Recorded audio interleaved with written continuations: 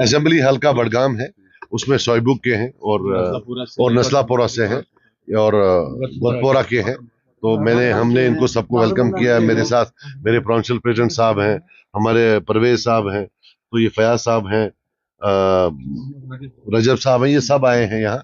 तो हम इनको जो है खुशामदीद कहते हैं। सर, नॉर्थ कश्मीर की सीट पर आप किस तरह का मुकाबला देख रहे हैं, क्योंकि उमर अब्दुल्ला ने भी वहीं से अपने कागजात नामजदगी दाखिल करने का ऐलान किया है और at the same time engineer Rashid भी उसी सीट से जेल में होने के बावजूद लड़ रहे हैं, तो किस तरह का मुकाबला देख रहे हैं? मैं एक्सपेक्ट कर रहा था कोई कश्मीरी लड़ेगा, टूरिस्ट आया है तो कोई बात नहीं है, हम तो टूरिज्म के लोग हैं, उसमें क्या प्रॉब्लम। टूरिस्ट से आपकी मुराद उमर अब्दुल्ला? वो आप खुद समझ लें, आपने बोला, मैंने तो नहीं बोला ना। जिस तरह से आज बीजेपी का मैनिफेस्टो आया है उसमें उन्होंने कहा है कि 370 हो गया है, अब 19 छोड़ की उसमें बात नहीं की। किसकी?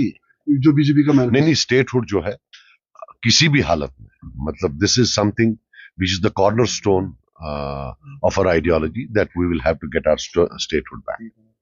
तो जिस तरह से हम नॉर्थ कश्मीर में किस तरह का मुकाबला आप देख रहे हैं, क्योंकि पिछली बार भी हमने देखा था कि एनसी जो है उन्होंने वहां से जीता था, लेकिन इस बार 2-4 पार्टियां एनसी ब्लेम कर रही है कि बीजेपी इसलिए मैदान में नहीं आ रही है, वो एबीसी टीम को सपोर्ट कर रही है। देखिए, मेरी बात सुनिए,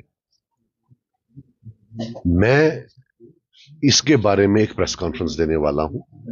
मैंने पूरा वो नहीं सुना है जो उन्होंने बोला है, थोड़ा टिडबिट सुनी है। तो फिक्शन राइटर अच्छे हो सकते हैं, मैं उनको इंशाअल्लाह, मुझे अपने लोगों पर पूरा भरोसा है कि हमारी जीत होगी, उनकी शिकस्त होगी, और उसके बाद चूंकि वो बेकार होंगे, फिक्शन राइटिंग में उनका अच्छा काम हो सकता है, क्योंकि कहानियां बनाने में, मनगढ़ंत कहानी में बहुत अच्छा काम करते हैं। तो मैं एक एक चीज का जवाब दूंगा। हमारे पास हिस्ट्री है, हमारे पास हिस्ट्री है। हम बीजेपी और नेशनल कॉन्फ्रेंस का जो अलायंस था, हम उसके विक्टिम रह चुके हैं। मेरा फादर असॉल्ट हुआ है उनके टाइम में, आप तो अनफॉर्चुनेटली पढ़ते भी नहीं है।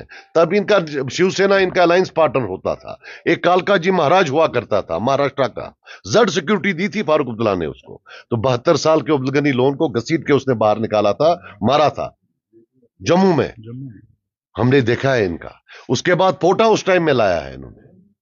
उसके बाद जितनी भी वहां ह्यूमन राइट वायलेशंस थी उस टाइम में, Omar Abdullah as foreign minister एक शील्ड थे कि कोई ह्यूमन राइट वायलेशन नहीं है कश्मीर में। ये क्या बोलेंगे हमें? टास्क फोर्स से लेकर फिर उसके बाद उससे पहले कांग्रेस से मिले तो 87 किया। सो बोलने के लिए बहुत है, बाकी जिनको इल्जाम देना है वो दे। मैं उस मेजॉरिटी में हूं जो जेल भी गया है, जिसने टॉर्चर भी खाया है, जिसके फादर को भी मारा गया है। सो मैं उस मेजॉरिटी में से हूं।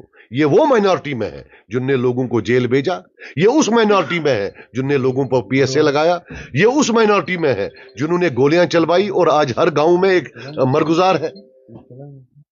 सो लेट देम नॉट सरमनाइज मी। मुझे ये ना करे, ये किसी और को दे। हमें पता हमारे हाथ खून से नहीं रंगे।